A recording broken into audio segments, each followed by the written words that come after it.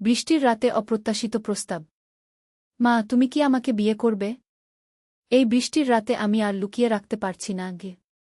গতকাল রাতে ভয়ানক ঝড় বৃষ্টি হচ্ছিল। বিদ্যুৎ চলে গিয়েছিল ঘণ্টাখানেক আগে। মোমবাতির আলো বসেছিলাম। হঠাৎ ছেলে আমার পাশে এসে বসল। বজ্রপাতের শব্দে ভয় পেয়ে আমার হাত ধরল। কিন্তু বিদ্যুৎ ফিরে আসার পরও সে আমার হাত ছাড়ল না। মা, এই অন্ধকারে বুঝতে পেরেছি তুমি ছাড়া আমার জীবন অর্থহীন। সে আমার চোখের দিকে তাকিয়ে বলল, আমি তোমাকে শুধু মা হিসেবে নয়, একজন নারী হিসেবে ভালোবাসি। আমি হকচকিয়ে গেলাম। কি বলছিস তুই? আমি জানি এটা অস্বাভাবিক শোনাবে, কিন্তু আমি তোমাকে বিয়ে করতে চাই। তুমি আমার স্ত্রী হও, মা। আমরা এই শহর ছেড়ে দূরে চলে যাব, যেখানে কেউ আমাদের চেনে না গিয়ে। বৃষ্টির শব্দ জানালায় টিপটিপ করছিল। আমার হৃদয় ঠিক সেই ছন্দেই দুকদুক করছিল। ছেলের হাত এখনো আমার হাতে। তার চোখে এক অদ্ভুত আবেদন। তুই কি জানিস তুই কি বলছিস? আমি গত 2 বছর ধরে এই অনুভূতি নিয়ে লড়াই করেছি। কিন্তু আজ এই ঝড়ের রাতে বুঝলাম, প্রকৃতিও চায় আমি তোমার কাছে সত্য প্রকাশ করি গিয়ে। মোমবাতির আলো আমাদের মুখে কাঁপছিল। ছেলের কথাগুলো আমার মনে ঝড় তুলল। এ কি হচ্ছে? মা, আমি তোমাকে খুশি রাখব। তুমি যেভাবে আমার যত্ন নিয়েছ, আমিও সেভাবে তোমার যত্ন নেব, কিন্তু একজন স্বামী হিসেবে। বাইরে বৃষ্টি থেমে গিয়েছিল, কিন্তু আমার মনের ঝড় শুরু হয়েছিল সবেমাত্র। এই গল্পটি সম্পূর্ণ শুনলে আপনাদের পানি অটোমেটিক বের হয়ে যাবে, সো যত দ্রুত সম্ভব হাতের কাছে টিস্যু নিয়ে বসে পড়ুন। বিছানার চাদর যেন নষ্ট না হয় সেটা সম্পূর্ণ খেয়াল রাখার অনুরোধ জানিয়ে গল্পটি এখন শুরু করব। তার আগে সর্বশেষ অনুরোধ, দয়া করে এমন পানি বের করার গল্প নিয়মিত শুনতে আমাদের চ্যানেলটি সকলেই সাবস্ক্রাইব করুন। ধন্যবাদ। হ্যালো বন্ধুরা, আমার নাম প্রিয়াঙ্কা সরকার। আমার বয়স 39 বছর। আমার স্বামীর নাম রাজীব সরকার, বয়স 52 বছর। আমাদের 2 সন্তান, রাহুল আর রিয়া। রাহুল 21 বছর বয়সী, বিশ্ববিদ্যালয়ে পড়ে। রিয়া 14 বছর বয়সী, হাই স্কুলে যায়। আমি যে ঘটনাটি আপনাদের বলতে যাচ্ছি সেটা আমার জীবনের সবচেয়ে অদ্ভুত এবং রহস্যময় অভিজ্ঞতা। এটা ঠিক 1 বছর আগের কথা। আমাদের পুরানো বাড়িতে তখন থাকতাম। সেই বাড়িটা ছিল আমার শ্বশুরমশাইয়ের। রাজীবের বাবা মারা যাওয়ার পর আমরাই সেই বাড়িতে থেকে গিয়েছিলাম। সেই রাতটা ছিল কার্তিক মাসের শেষ দিকে। আশ্বিনের পূর্ণিমা সবে গেছে। চারদিকে অন্ধকার ঘনিয়ে আসছিল। রাজীব অফিস থেকে এখনও ফেরেনি। রিয়া স্কুলের প্রজেক্ট নিয়ে ব্যস্ত। আর রাহুল তার রুমে বসে কম্পিউটারে কাজ করছিল।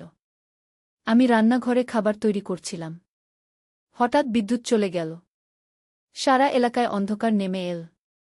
আমি দেখলাম রাহুল মোমবাতি নিয়ে নিচে নেমে আসছে। মা, লোডশেডিং নাকি? কবে আসবে কারেন্ট? রাহুল আমার কাছে এসে জিজ্ঞেস করল। জানি না বাবা। হয়তো আবহাওয়া খারাপ বলে। আকাশে মেঘ জমেছে আমি বললাম। ঠিক তখনই প্রচণ্ড বৃষ্টি শুরু হল। সাথে বজ্রপাত। জানালা দিয়ে ঝড়ের শব্দ আসতে লাগল।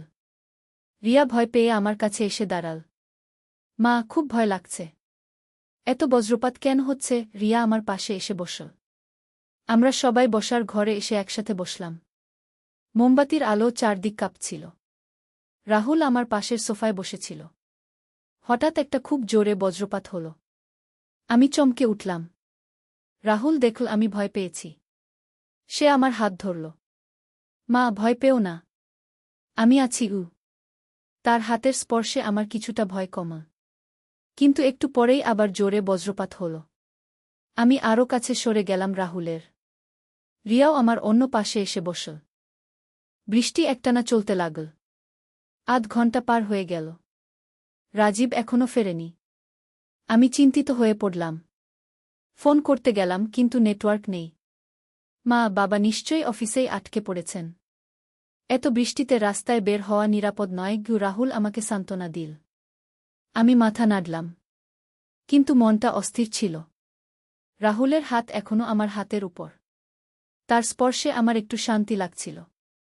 হঠাৎ রাহুল বলল, মা, আমি তোমাকে একটা কথা বলতে চাই। কি কথা? আমি জিজ্ঞেস করলাম। এই অন্ধকারে, এই ঝড়ের রাতে আমি বুঝতে পারছি যে তুমি আমার জীবনের সবচেয়ে গুরুত্বপূর্ণ মানুষ। আমি তোমাকে শুধু মা হিসেবেই নয়, একজন মানুষ হিসেবেও খুব সম্মান করি। আমি অবাক হলাম। কি বলতে চাইছিস? মা, আমি জানি এটা অদ্ভুত শোনাবে।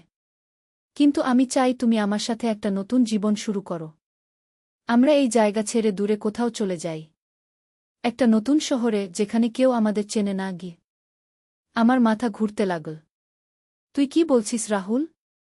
আমি তো তোর মা গু। হ্যাঁ মা, কিন্তু আমি চাই তুমি আমার সাথে বিয়ে করো, রাহুল স্পষ্ট করে বলল। আমি হতবাক হয়ে গেলাম। এ কি শুনছি? রিয়া তখনও আমার পাশে বসে। সে কিছু বুঝতে পারছে না। রাহুল, তুই কি বলছিস? আমি তোর মা।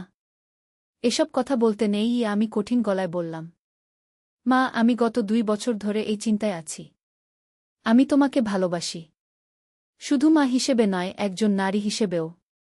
তুমি এত সুন্দর, এত যত্নশীল। বাবা তোমার যোগ্য নয় গে। থাম। এসব কথা বলিস না। এটা ভুল। আমি রেগে গেলাম। কিন্তু রাহুল থামল না। মা দেখো, বাবা সারাদিন অফিসে থাকেন। তোমার সাথে সময় কাটান না। আমিই তোমার সবচেয়ে কাছের মানুষ। আমিই তোমাকে সবচেয়ে বেশি বুঝি গিয়ে। বজ্রপাত আবার হল। আমার মনেও ঝড় বইছিল। এ কি শুনছি? আমার নিজের ছেলে আমাকে এসব কি বলছে? রাহুল, তুই মাথা খারাপ করেছিস? এসব কথা ভেবেও দেখতে নেই গিয়ে আমি উঠে দাঁড়ালাম। কিন্তু রাহুল আমার হাত ধরে রাখল। মা, আমি সিরিয়াস। আমি তোমাকে বিয়ে করতে চাই। আমরা এই শহর ছেড়ে অন্য কোথাও চলে যাব। নতুন নাম নিয়ে, নতুন পরিচয় নিয়ে। সেখানে তুমি আমার স্ত্রী হবে গু। আমার সারা শরীর কাঁপতে লাগল। এ কি হচ্ছে? আমার ছেলে আমাকে এসব কি বলছে? ঠিক তখনই বিদ্যুৎ ফিরে এল। আলো জ্বলে উঠল। আমি রাহুলের দিকে তাকালাম। তার চোখে একটা অদ্ভুত চাহনি। এ যেন আমার চেনা ছেলে নয়। রাহুল, তুই ঠিক আছিস? আমি জিজ্ঞেস করলাম। রাহুল হঠাৎ চোখ কচলাতে লাগল। কি? কি হল মা? আমি কোথায়? এত আলো কেন? আমি অবাক হলাম। তুই কি বলছিলি একটু আগে, মনে নেই? রাহুল মাথা চুলকাল। আমি কিছুই মনে করতে পারছি না মা। আমার মাথাটা খুব ভার লাগছে গু। রিয়াও অবাক হয়ে দাদাকে দেখছিল। দাদা, তুমি তো মায়ের সাথে অদ্ভুত সব কথা বলছিলে গু। কি কথা? রাহুল জিজ্ঞেস করল। আমি ভাবলাম কি বলবো।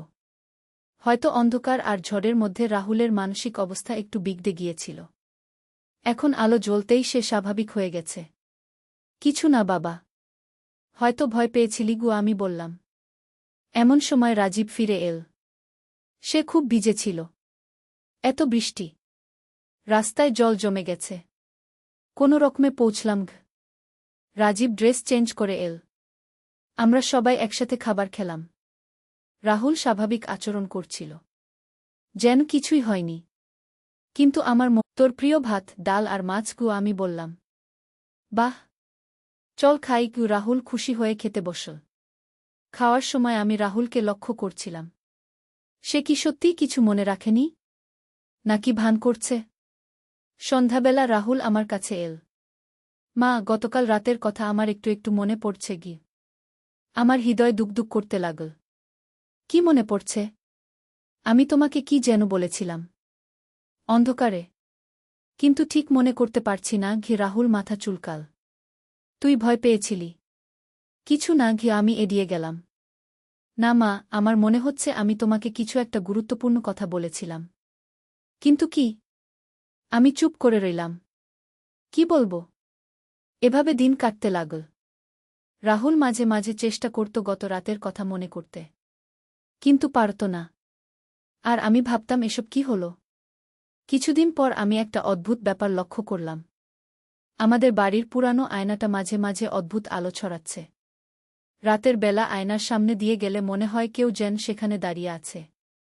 একদিন রিয়া আমার কাছে এসে বলল, মা, আমাদের বাড়িতে কিছু অদ্ভুত হচ্ছে। রাতে আমি কারো পায়ের শব্দ শুনি। কিন্তু কেউ নেই গে। আমিও লক্ষ্য করেছি। রাতের বেলা অদ্ভুত শব্দ হয়। মনে হয় কেউ যেন হাঁটাহাঁটি করছে। কিন্তু সবাই তো ঘুমিয়ে। একরাত আমি জেগে থাকলাম। রাত 3টার সময় শব্দ শুনলাম। আস্তে আস্তে বের হলাম। দেখলাম রাহুল হাঁটছে। কিন্তু তার চোখ বন্ধ। সে ঘুমের ঘোরে হাঁটছে। সে সোজা আয়নার সামনে গিয়ে দাঁড়াল। আয়নার সামনে দাঁড়িয়ে কি যেন বলতে লাগল, কিন্তু আমি শুনতে পেলাম না। আয়নায় একটা অদ্ভুত আলো খেলা করছিল। হঠাৎ রাহুল ঘুরে আমার দিকে তাকাল। তার চোখ খোলা, কিন্তু সেই চোখে একটা অদ্ভুত ভাব, যেন সে আমাকে চিনতে পারছে না। কে তুমি? রাহুল আমাকে জিজ্ঞেস করল। আমি অবাক হলাম। আমি তোর মা গু। রাহুল মাথা নাড়ল। না, তুমি আমার মা নও। তুমি অন্য কেউ। সে আবার আয়নার দিকে তাকাল। আয়নায় কি দেখছে সে? আমি তোমাকে চিনি। তুমি আমার প্রেমিকা। রাহুল বলল। আমার মাথা ঘুরে গেল। এ কি বলছে? রাহুল, তুই ঠিক আছিস? আমি কাছে গেলাম। রাহুল হঠাৎ আমার দিকে এগিয়ে এল। আমি তোমাকে বিয়ে করব। আমরা এই জায়গা ছেড়ে চলে যাব। ঠিক সেই মুহূর্তে আয়নাটা ভেঙে গেল। কাচের টুকরো ছড়িয়ে পড়ল। রাহুল চমকে জেগে উঠল। কি হল মা? এত শব্দ কেন? রাহুল অবাক হয়ে জিজ্ঞেস করল। আমি দেখলাম সে এখন স্বাভাবিক।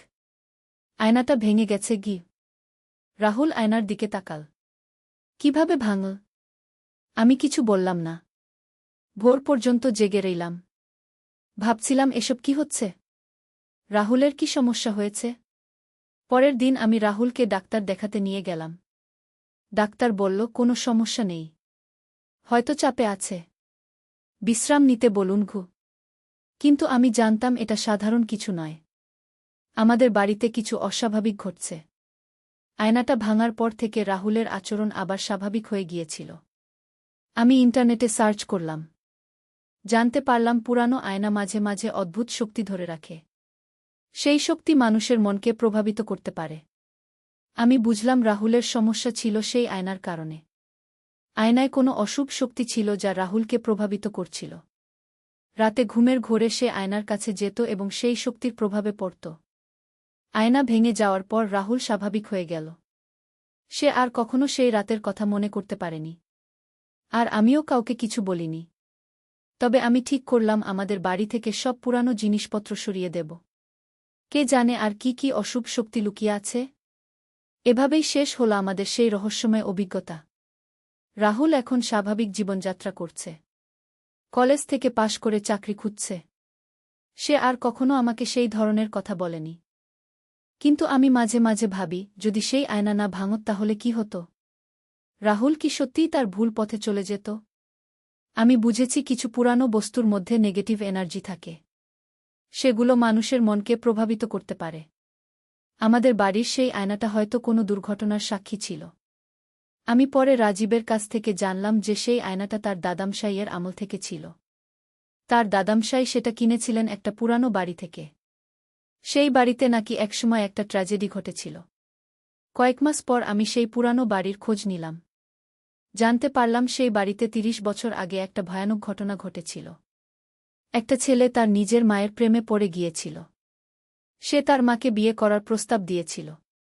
তার মা রাগে লজ্জায় আত্মহত্যা করেছিলেন। আর সেই ছেলেও কয়েকদিন পর পাগল হয়ে গিয়েছিল। এই কাহিনী শুনে আমার পুরো শরীর কেঁপে উঠল। বুঝলাম সেই আয়নায় সেই ছেলেটার আত্মা আটকে ছিল। আর সেই আত্মা আমার রাহুলকে প্রভাবিত করছিল। রাহুলের মুখ দিয়ে সেই আত্মাই আমাকে সেই কথাগুলো বলেছিল। আমি একটা পণ্ডিত মহাশয়ের কাছে গেলাম। তিনি বললেন, আয়না ভেঙে গেলে সেই আত্মা মুক্তি পেয়েছে। এখন আর কোনো সমস্যা হবে না। সত্যিই তাই হল। রাহুল আর কখনো সেই রকম আচরণ করেনি।